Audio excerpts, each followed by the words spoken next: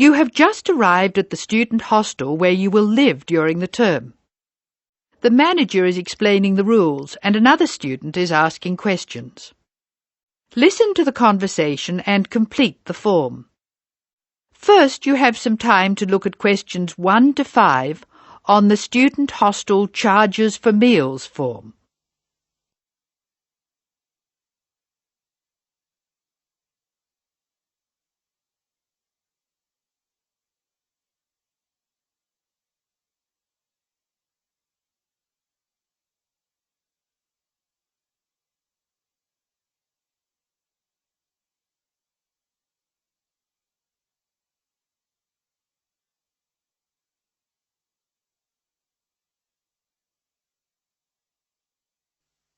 You will see that there is an example which has been done for you. The conversation relating to this will be played first. Excuse me, I want to ask you about the charges for meals. Are they the same as they were last year? No, I'm afraid they're not. We've managed to keep most of them the same, but we've had to increase the charge for breakfast. How much is it now? It's $2.50. It used to be $2. I see. What about lunch? It's unchanged, still $3. Breakfast costs $2.50, so the change has been written in. Lunch still costs $3, so the information has been ticked. Now we shall begin. You should answer the questions as you listen, because you will not hear the recording a second time. Now listen carefully and answer questions 1 to 5. Excuse me, I want to ask you about the charges for meals. Are they the same as they were last year? No, I'm afraid they're not. We've managed to keep most of them the same, but we've had to increase the charge for breakfast. How much is it now? It's $2.50. It used to be $2. I see. What about lunch? It's unchanged, still $3. Does dinner still cost $3? Yes, it does. We've managed to keep the prices down this year, but the best deal is the 3-meal plan for $48 per week. We give you vouchers to present when you come into the cafeteria, and you get 21 meals for your $48. That works out to a little more than $2 a meal. The 2-meal plan is also at last year's rates of $36 per week. We give you vouchers for that too. My sister was in this hostel before me. I'm sure the hours for breakfast used to be longer. Yes, they were. They used to be 7 to 9:30, but to keep our expenses down, we made them 7 to 9. Lunch is the way it was, though. Hold on, dinner, 6 to 7:30, isn't that a change? Yes, it is, and in fact the form is wrong. It used to be 5:30 to 7:30, but now it's 6 to 8 p.m. 6 to 8 p.m, that's good. So, which plan would you like? I'd like to think about it, please. I need to check my lecture schedule. Between the student and the manager, and match the places in questions 6 to 8 to the appropriate letters A to F on the map.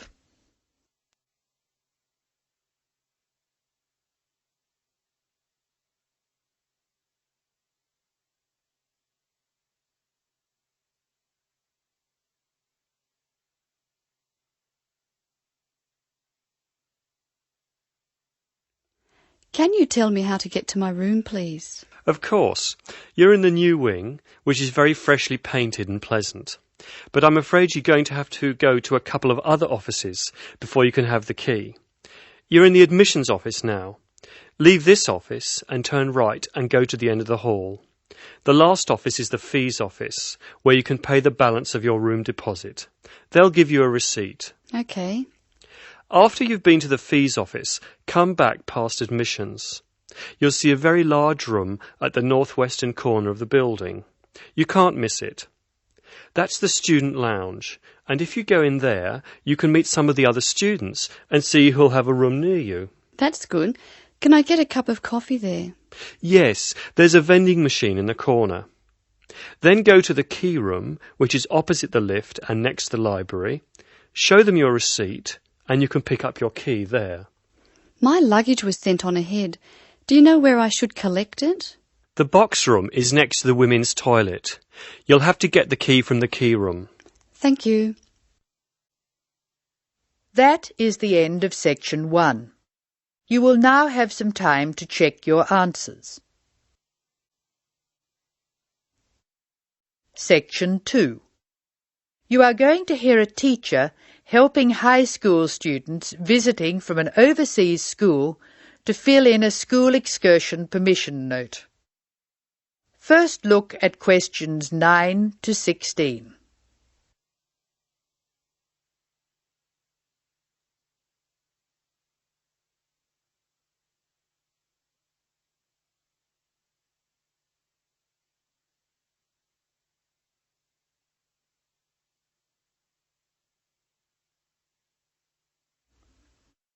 Listen while a teacher tells you how to complete the school excursion permission note.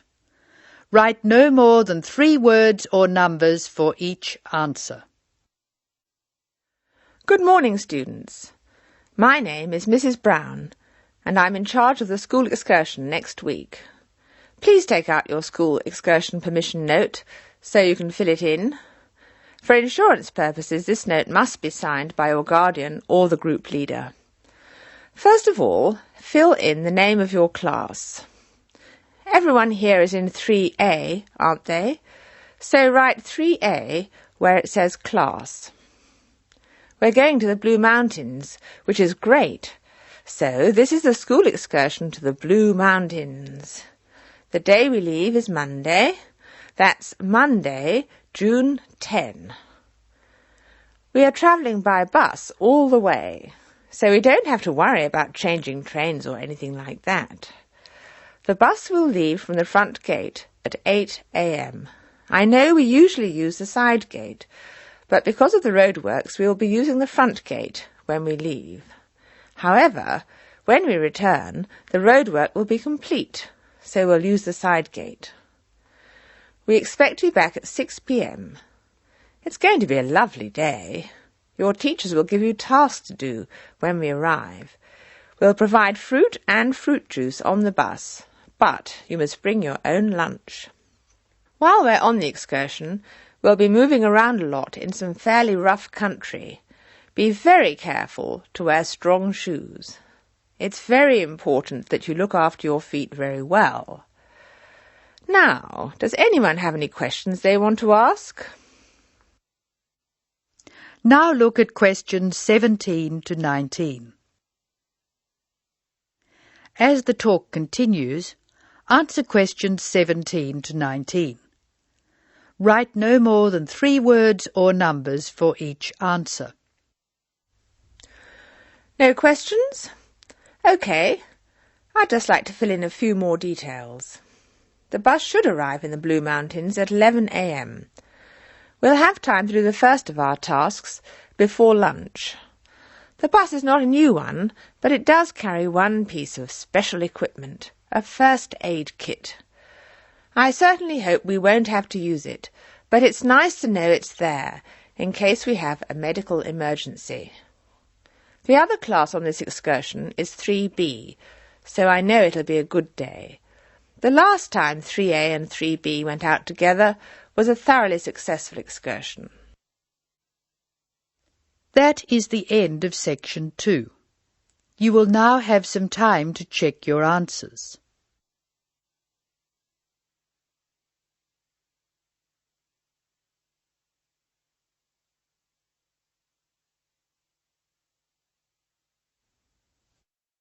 Now turn to section 3.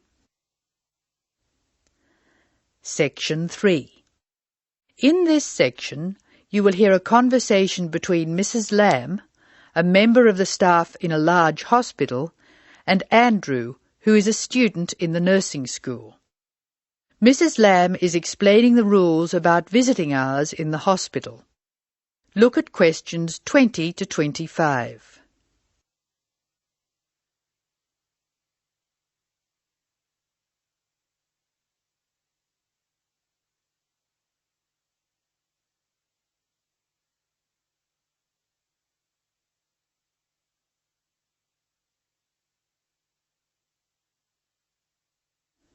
Listen to the first part of the conversation and answer questions 20 to 22. Complete the table showing when visitors may go to the different parts of the hospital. Hello, Andrew. I believe you want to know about visiting hours. Yes, I do, Mrs. Lamb. I have to fill this form out, and I'd like to have some idea why the different parts of the hospital have different times for visiting. I see. Well, let's start with an obvious one. Intensive care. People in intensive care are very sick indeed, and for that reason, we say that visitors can come between 6 a.m. and midnight. I can understand that. At the other end of the scale, our maternity patients are usually quite well, but we restrict their visiting hours from 8 a.m. to 8 p.m. We find they get very tired if we permit visitors all the time. I see. What about the surgical wards? The doctors prefer to do their rounds early in surgical, so visiting hours are 9 a.m. to 9 p.m. Surgical patients are often on very heavy painkillers, and they aren't really very good company for their visitors. But surely the visitors come to cheer up the patient, not the other way round. Of course. And often the visitors are able to help the patient a lot. That's why we allow visitors all day, the full 24 hours in the emergency ward. They help comfort the patient while they're waiting to be diagnosed. In the second part of the discussion, Andrew will ask Mrs. Lamb about the people who are allowed to visit patients. Look at questions 23 to 25 first.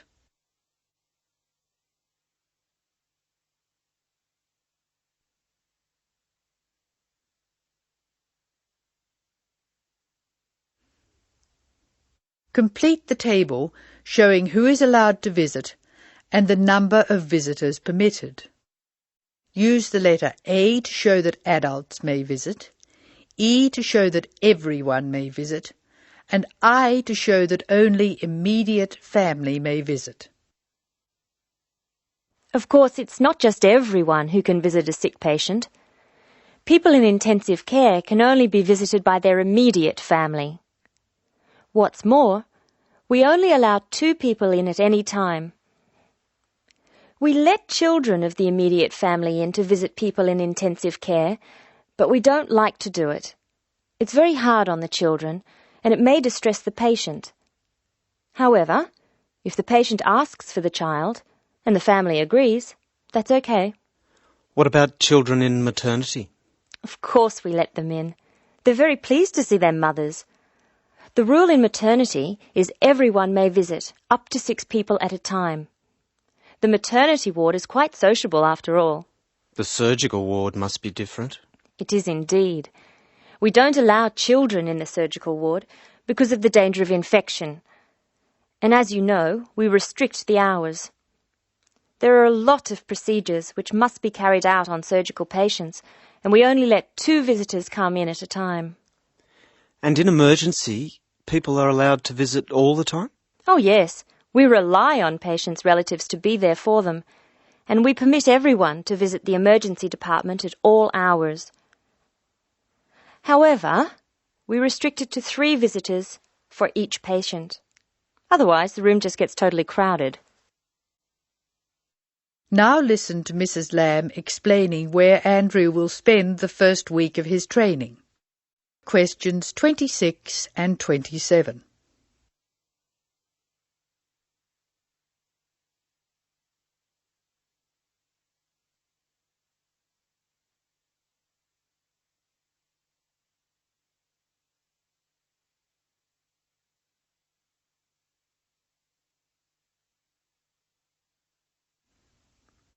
Circle 2 letters in each answer. Now I have your schedule for the next week's observation sessions. Are you ready? Yes. Where do I start? On Monday, you'll be in male surgical in the morning and in female surgical in the afternoon. You'll be following Dr. Shea on her rounds. Thank you. And on Tuesday? On Tuesday, you'll be with Dr. Thomas in the morning and Dr. Robertson in the afternoon.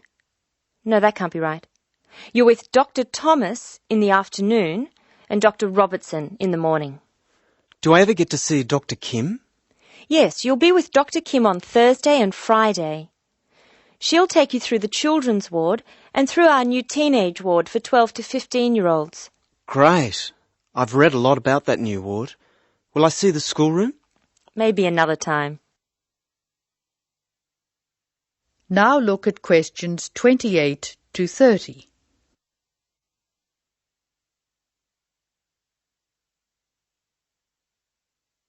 Now answer questions 28 to 30. Write no more than 3 words or numbers for each answer. And what will I do on Wednesday? On Wednesday, you'll join the other students for lectures. You'll be in the Redmore lecture room between 8 and 10 a.m. and later between 2 and 3 p.m. Thank you. Do you know how big my class is? The intake this term is 200 first-year students. I'm pleased to say about 1/3 are men, which is good. Nursing used to be an almost entirely female occupation. I know. My father trained as a nurse, and he was considered very unusual. Is he still working as a nurse? Yes, he's working in a hospital in the country. I guess I just wanted to follow his example. That is the end of section 3. You will now have some time to check your answers.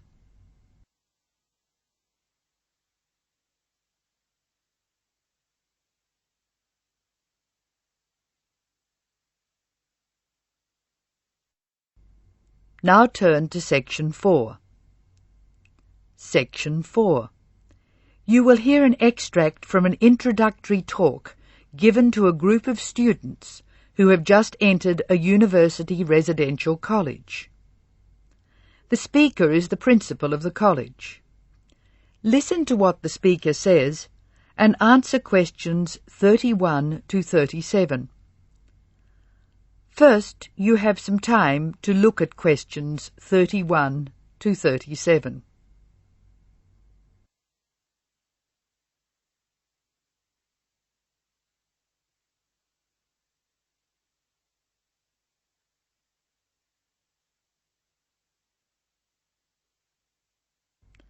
Now listen carefully and answer questions 31 to 37. Good morning and welcome to Scholastic House.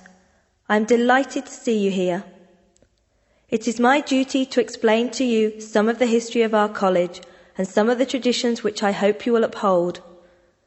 The idea for Scholastic House was expounded by Samuel Wells in 1898.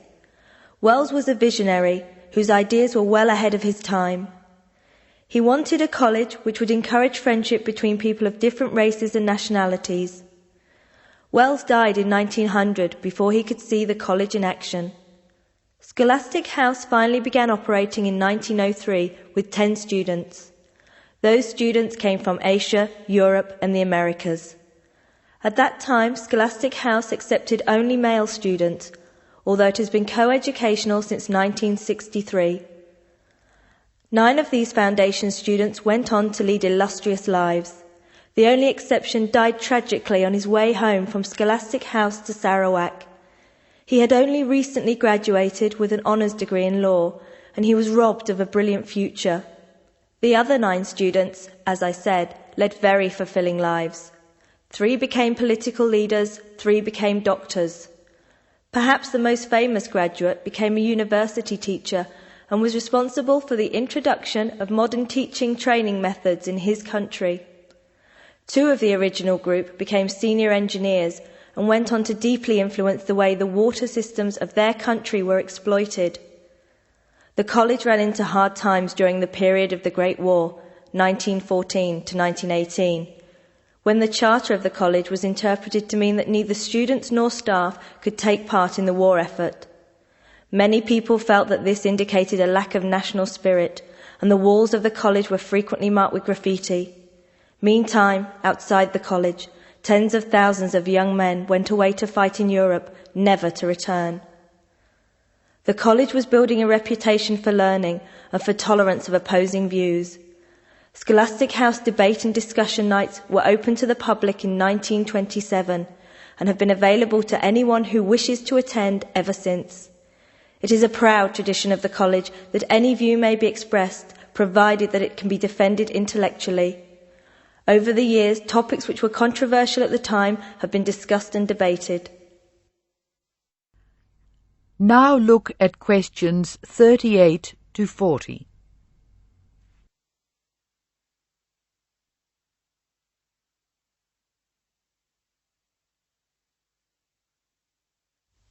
As I said, the college has a proud history of publicly examining controversial issues. Why should we do this? The publicity we receive is often sensational, and there is no joy in encouraging argument for its own sake. In fact, that sort of discussion just increases tension. The only legitimate reason for our behaviour is that it casts light upon the topic in question and informs the debate. And controversial topics are the ones which most need informed attention. As the world forges ahead, we often find our scientists have outstripped our philosophers. We frequently develop scientific marvels without realizing their full implications. Nowhere is this more obvious than in medicine. We are now able to keep people alive far longer than before.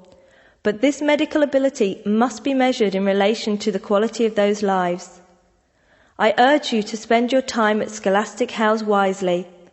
You are the heirs of an excellent academic tradition of which we can all be justly proud. It is your responsibility to continue this tradition of querying where our world is going.